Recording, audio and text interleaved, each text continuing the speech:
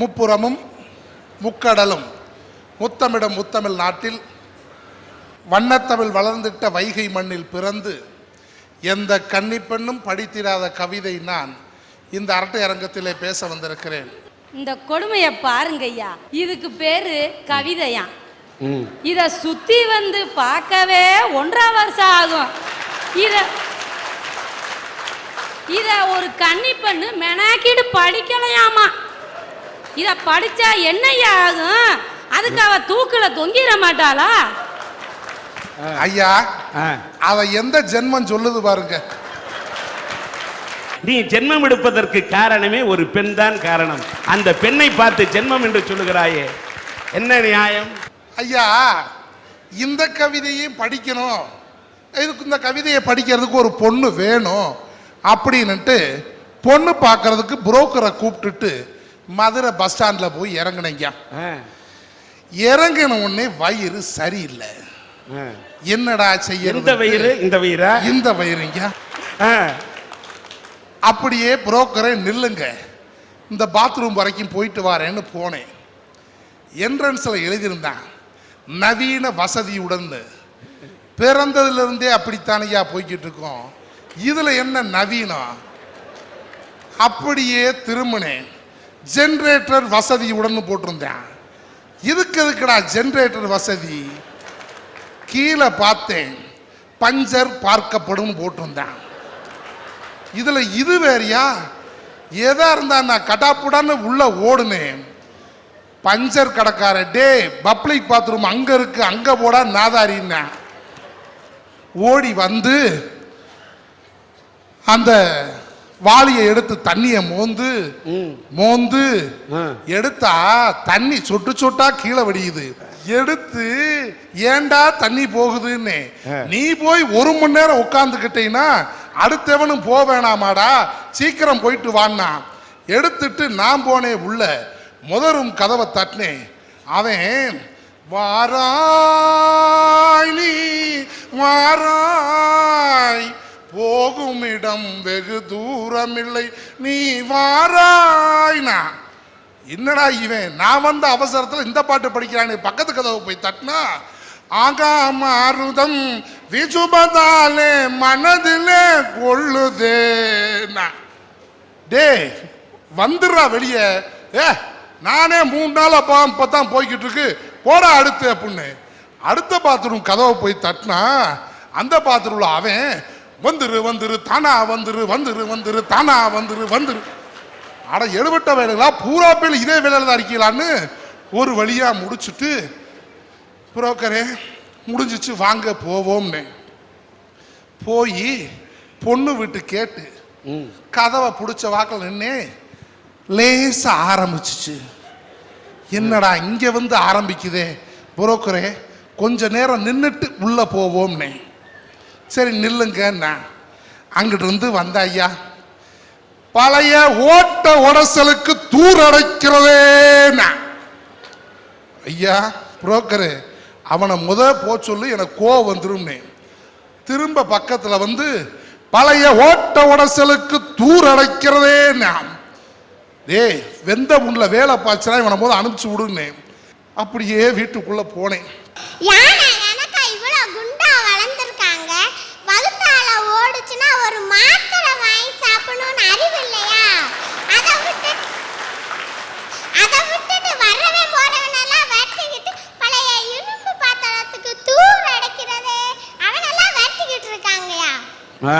சாம உட்காரு, மாத்திரை பதில் ஒன்னே முழுங்கிடுவேன்.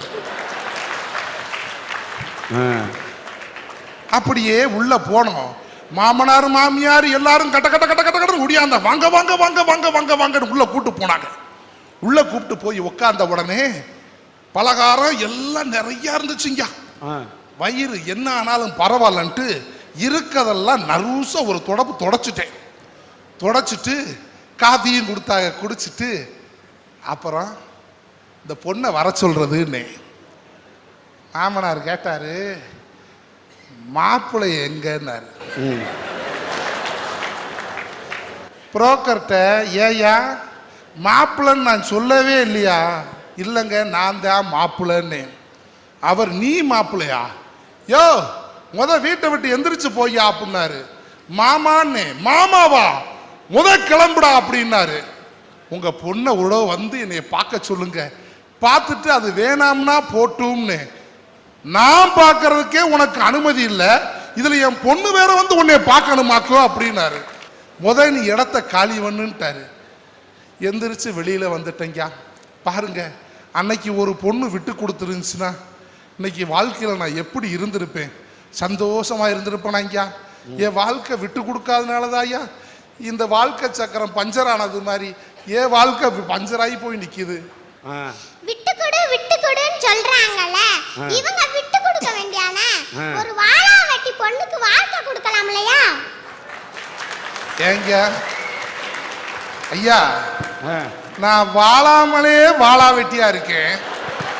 இதுல இன்னொரு ஏங்க அது அவரு தான் வாழை, லட்டு, ஜிலேபி, ஜாங்கிரி எல்லாத்தையும் வெட்டின்னு வெட்டி வாழறாரு. இவரே வெட்டி, இவர் எங்க கல்யாணம் பண்ணிப்பாரு? வாழா வெட்டி. தேனி மாவட்டத்தில் இருக்கக்கூடிய கோடாங்கிப்பட்டி ஊரை சேர்ந்த மாரியப்பன், ஈஸ்வரி என்ற தம்பதியை இங்கே மேடை கிடைக்கின்றேன்.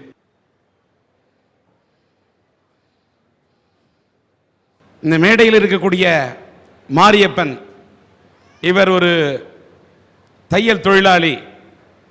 இவரோட வாழ்க்கையில் ஒரு 10 வருஷத்துக்கு முன்னாடி ஒரு விடக்கூடாத இடி விழுந்தது. இந்த மாரியப்பன் தன்னுடைய இளம் வயதிலே தன்னுடைய நண்பர்கள் சொன்னார்கள் என்ற பேச்சை கேட்டுக்கொண்டு இவர் ஆடிய ஆட்டத்தின் காரணமாக திருமணத்துக்கு முன்னால் ஒரு தகாத உறவு வைத்துக் கொண்ட காரணத்தால் இவரை HIV எய்ட்ஸ் நோய் தொற்றிக் கொண்டது. இவருக்கு நோய் தொற்றிக் கொண்டது இவருடைய வாழ்க்கையை மட்டும் பாதிக்கவில்லை. ஒரு அப்பாவி பெண்ணுக்கு தன்னுடைய மனைவி ஈஸ்வரிக்கு அந்த நோயை பரப்பினார். இவர் வாங்கின தொல்லையை, துன்பத்தை தன்னுடைய மனைவிக்கு பரப்பினார், கொடுத்தார். அவர் தன்னுடைய பெற்றெடுத்த பிள்ளைகளுக்கு, குழந்தைகளுக்கு பால் கொடுத்தார். அந்த பால் மூலமாக அந்த நோய், தாய் கொடுத்த நோய் என்ற அந்த குழந்தைகளுக்கு அந்த நோய் பரவியது. 3 பிள்ளைங்களை பெற்றெடுத்தாங்க. அதில் 2 பிள்ளைங்க அந்த நோய் தாக்கியதெல்லாம் 2 பிள்ளைங்க இறந்துருச்சு. இப்போ எஞ்சி நிற்கக்கூடிய இந்த ஒரே ஒரு பையன் தான். இந்த பையன் சந்தோஷ், பேரில் தான் சந்தோஷ்னு பேர் இருக்கு. சந்தோஷத்தை இழந்துட்டு இந்த பையனும் நிற்கிறான், இந்த குடும்பமும் நிற்குது. இந்த எய்ட்ஸ் நோய் தாக்கியதற்கு பிறகும் இந்த நோய் தாக்கிவிட்டால் இறந்து விடுவோம் என்ற நிலையை மாற்றி மருந்து மாத்திரைகள் சாப்பிட்டால் வாழ முடியும் என்ற விழிப்புணர்ச்சியின் காரணமாக இன்றைக்கு வாழ்ந்து கொண்டிருக்கிறார்கள். இடையில இந்த நோய் தாக்கினப்ப முடி கொட்டி அது கொட்டி வாழ முடியாம போராடின கணவன் மனைவி 2 பேரும் இன்றைக்கு அரசு காட்டிய வழிகாட்டுதலின் பேரில் அரசு இன்றைக்கு மாத்திரை மருந்துலாம் கொடுக்குறாங்க. இன்றைக்கு இவர்கள் மருந்து மாத்திரை சாப்பிட்டால் எய்ட்ஸ் நோய் தாக்கினாலும் இந்த நாட்டிலே மனிதர்களாக வாழ முடியும் என்று வாழ்ந்து கொண்டிருக்கிறார்கள். அது மட்டுமல்ல, மற்றவர்களுக்கும் இந்த விழிப்புணர்ச்சியை ஊட்டி கொண்டிருக்கிறார்கள். ஆனால் இன்னைக்கு இந்த பையனோட நிலைமை பாருங்க. அவங்க பெற்றெடுத்த பிள்ளை, இன்னைக்கு அந்த பையனோட நிலைமை, இந்த பெற்றோர்களுடைய நிலை நாளைக்கு ஒன்று ஆகிவிட்டால் இந்த குழந்தையின் நிலை என்ன? இந்த நிலையிலே இந்த குடும்பம் இன்றைக்கு தத்தளித்துக் கொண்டிருக்கிறது. இந்த பையனை எப்படியாவது நல்லா படிக்க வைக்கணும், இந்த நிலையில் இவன் வாழ வேண்டும் என்று இந்த சிறுவன் துடிக்கிறான். இந்த சந்தோஷ் வாழ்க்கையில் எப்படி சந்தோஷமா வாழப் போகிறான்? இப்படி ஒரு கொடுமையான நிகழ்ச்சி எல்லாம் இந்த உலகத்தில் நடந்து கொண்டிருக்கிறது. ஒரு நாள் தான் இந்த மாரியப்பன் செய்த அந்த தவறின் காரணமாக இன்றைக்கு இவருடைய வாழ்க்கை மாறி, பாதை மாறி, இவருடைய நிலைமை மாறி இன்றைக்கு தடுமாறி கொண்டிருக்கிறார். இந்த மாறி தங்களுடைய வாழ்க்கை இப்படி ஆனாலும் தன்னுடைய பிள்ளைகளுக்காவது, இருக்கக்கூடிய 2 குழந்தைகள் இழந்துட்டாங்க, இருக்கக்கூடிய இந்த ஒரு பிள்ளைக்காவது ஒரு வழியை வாழ்க்கையை ஏற்படுத்த வேண்டும், வாழ்க்கையை ஏற்படுத்தி தர வேண்டும், இந்த மகனுக்கு ஏதாவது வழிகாட்ட வேண்டும் என்பதை இந்த அரட்டை அரங்கத்தை கண்ணுட்டு கொண்டிருக்கக்கூடிய இந்த சன் டிவியின் அரட்டை அரங்கத்தின் நேயர்களுக்கு முன்னால் இதை கோரிக்கையாக வைக்கின்றோம். இந்த அரட்டை அரங்கத்தை பார்க்கக்கூடிய நல்ல நெஞ்சம் படைத்தவர்கள், மனித நேயம் படைத்தவர்கள் இவருடைய வாழ்க்கையில் ஒரு ஒளியேற்றி வைக்க வேண்டும் என்பதை இங்கே கோரிக்கையாக வைக்கின்றோம். எங்க வீட்டுக்கார் எனக்கு மாமா தான் வேணும், சொந்த அக்கா பொண்ணத்தான் என் கல்யாணம் பண்ணியிருக்காங்க. இருந்தாலும் அவரை ஏன் நான் புரிஞ்சு வாழ்கிறேன். இப்போ அவரை புரிஞ்சுக்கிட்டேன். இப்படி எய்ட்ஸ் வந்துருச்சே, நம்ம இறப்பத்தான் நம்மளுக்கு முடியும்னு சொல்லி நினைக்கலையா. ஏதோ ஒரு தவறான வழியில் அவரை வாங்கிட்டு வந்துட்டாரு. திரும்ப நம்ம அவரை ரொம்ப நம்ம காயப்படுத்தக்கூடாது. அவர் ரொம்ப 10 நாள் தான் சொல்லிட்டாங்க டாக்டரே. இவர் ஒரு 10 நாளைக்கு தான் இருப்பார், அதுக்கு பிறகு இறந்துருவார், இவருக்கு நல்லது போலதை வாங்கி கொடுங்க அப்படின்ட்டாரு. இந்த நோயினே தெரியாமல் அவருக்கு நாங்கள் 4 லட்சம் ரூபாய் இந்த 10 வருஷத்துக்கு முன்னாடி நாங்கள் செலவு பண்ணிட்டோம்யா. இருந்தாலும் என்னோட நகை நட்டு என்னோட எல்லாமே நான் செலவு, நான் ரொம்ப பொருளாதாரத்திலையும் சரி உற்றார் உறவினரும் சரி என்னை ரொம்ப ஒதுக்கி வச்சாங்க. ஏன் நம்ம மற்றவங்கள மாதிரி வாழ முடியாது அப்படின்னு என்னோட தன்னம்பிக்கை, என்னோட முயற்சி, என்னோட இதெல்லாம் இருக்க போய் தான் என்னோட கணவரை வந்து இந்த அரட்டை அரங்க மேடையிலேருந்து உங்களுக்கு எல்லாத்துக்கும் நான் வந்து இப்படி எங்களோட முகத்தெல்லாம் நான் வெளியே காட்டிகிட்டு இருக்கேன். தயவு செய்து இன்ன வர இளைஞர்கள் இளைஞர்கள் இந்த ஒரு 10 நிமிஷம் 5 நிமிஷம் சுகத்துக்காண்டி வந்து இந்த மாதிரிலாம் நீங்கள் பண்ணிடக்கூடாது. நம்ம தான் அப்படி பாதிக்கப்பட்டோம். நம்மள மாதிரி இருக்கிறவங்களும் இந்த மாதிரி சூசைட் பண்ணிக்கிறாங்க, குழந்தையில விட்டு இறந்து போயிடுறாங்க, விடோஸ்கள் எவ்வளவோ கஷ்டப்படுறாங்க. இப்போ பெற்றோர் வந்து குழந்தையில விட்டு போட்டு 2-3 குழந்தையில விட்டுட்டு இறந்துடுறாங்க. அவங்களா போய் அனாதை ஹாஸ்டல்லாம் இருக்காங்க. அந்த மாதிரிலாம் இருக்கக்கூடாது. இங்கே பேசக்கூடிய இந்த ஈஸ்வரி பஞ்சாயத்து போர்டு கவுன்சிலர் அந்த மாதிரி இருக்கிறாங்க. இன்றைக்கு மருந்து மாத்திரையால் வாழ முடியும், வாழ்ந்து காட்ட முடியும் என்ற ஒரு முன்னுதாரணமாக வாழ்ந்து கொண்டிருக்கிறார்கள். ஏதோ அறியாமல் இந்த 10 ஆண்டுக்கு முன்னாடி நண்பர்களின் தூண்டுதலின் பேரில் சவளத்தனத்துக்கு நான் ஆளாயினேன். அந்த சவளத்தனத்துக்கு ஒவ்வொரு இளைஞரும் ஒவ்வொரு இளைஞிகளும் எந்த காரணத்தினாலும் அந்த சவளத்தனத்துக்கு ஆளாயிடக்கூடாது. அந்த சவளத்தனத்தை ஆளாயினால் என்னுடைய வாழ்க்கை துன்பமும் ஏகப்பட்ட நஷ்டமும் ஏகப்பட்ட வாழ்க்கையே பொருளாதாரத்தில் எல்லாமே இழந்து சம உரிமை அந்தஸ்து கிடைக்காம நான் ரொம்ப தட்டுக்கட்டிய நிலைமையில் இருக்கேன். ஒருவனுக்கு ஒருத்தி என்று மனப்பக்குவத்தை கடைப்பிடிச்சு இருக்குன்னு சொல்லி நான் கேட்டுக்கிறேன். இதை போன்ற மாரியப்பன் போன்றவர்கள் இவர்களுடைய வாழ்க்கை இந்த அரட்டை அரங்கத்தில் பார்க்கும்போதாவது சில ஆண்கள் திருமணத்துக்கு முன்னால் இதை போன்ற தவறுகளை செய்யக்கூடாது. தாரத்தின் உறவு மட்டும்தான் சுகத்தை கொடுக்கும், தகாத உறவு எய்ட்ஸைத்தான் கொடுக்கும் என்பதை ஆண்மகள் ஒவ்வொரு ஆண்களும் உணர வேண்டும் என்பதை இந்த அரட்டை அரங்கத்தின் மூலம் எடுத்துச் சொல்வது என் கடமையாகும் என்று சொல்கிறேன். நம்முடைய தேனி தென்ற லைன்ஸ் கிளப்பை சார்ந்தவர்கள் அந்த சந்தோஷ் என்ற மாணவனை பையனை தத்தெடுத்ததற்கு நிகராக அவனுடைய வாழ்க்கையை அவனுக்கு ஒளிவிளக்கு ஏற்ற வேண்டும் என்ற முடிவு செய்து வாழ்க்கைக்கு உற்ற துணையாக பாதுகாப்பாக சன் டிவியினுடைய அரட்டை அரங்கத்தின் மேடையிலே வாக்குறுதி அளித்திருக்கிறார்கள். அவர்களுடைய மனித நேய உணர்வை இன்றைக்கு தென்றலாக வீசக்கூடிய அவர்களுடைய உள்ளத்தை உணர்வை நாங்கள் மதிக்கிறோம், பாராட்டுகிறோம் என்பதை இந்த மேடையில் தெரிவித்துக் கொள்கின்றேன். எங்களோட மனமார்ந்த நன்றியை தெரிவித்துக் கொள்கின்றோம்.